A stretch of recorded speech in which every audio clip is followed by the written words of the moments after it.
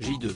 Après de longs mois de tournage marqués par la crise du Covid-19, le film Astérix et Obélix, l'Empire du Milieu arrive dans les salles sombres ce mercredi 1er février.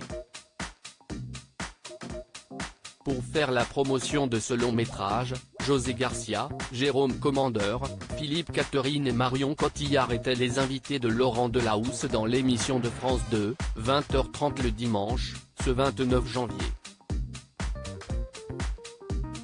Au cours de l'échange, l'actrice de 47 ans n'a pas hésité à faire l'éloge du travail de son compagnon et réalisateur du film, Guillaume Canet.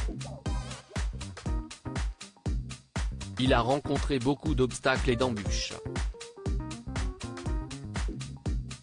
Comme disait José Garcia, il a cette capacité à retomber sur ses pieds, à réinventer quelque chose alors qu'il n'a pas la possibilité de faire ce qu'il avait envie de faire, a-t-elle ainsi confié. Même si Marion Cotillard savait déjà que son partenaire était un homme travailleur, passionné, exigeant, angoissé et talentueux, elle a été une fois de plus subjuguée par sa manière d'opérer. Il m'a beaucoup impressionné sur ce film énorme, a-t-elle ajouté, plus admirative que jamais. Et de poursuivre, c'est aussi ça qui définit toujours son travail, c'est l'amour de l'humain, l'amour des personnages et de faire sortir l'humanité de chaque personnage dans n'importe quel genre. Que ce soit dans le drame ou dans la comédie, c'est ça qui l'intéresse et il le fait brillamment.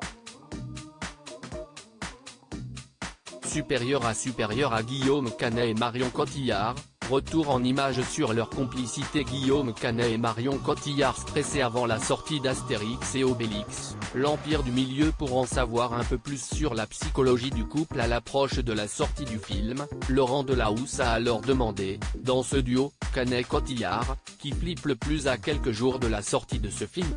Après quelques hésitations, la comédienne a fini par répondre avec franchise, « Je ne suis pas quelqu'un de très stressé, lui, il l'est beaucoup plus que moi.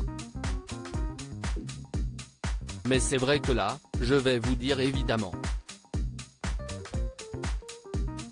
Pour le film, pour le travail qu'on a tous fait ensemble, pour le travail de tous les techniciens merveilleux et passionnés qui ont travaillé sur ce film, mais aussi pour le cinéma.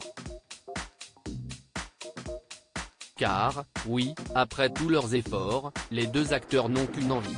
Que le long métrage rencontre son public. Réponse ce mercredi 1er février. Article écrit en collaboration avec 6 médias. Crédit photo, capture, France 2.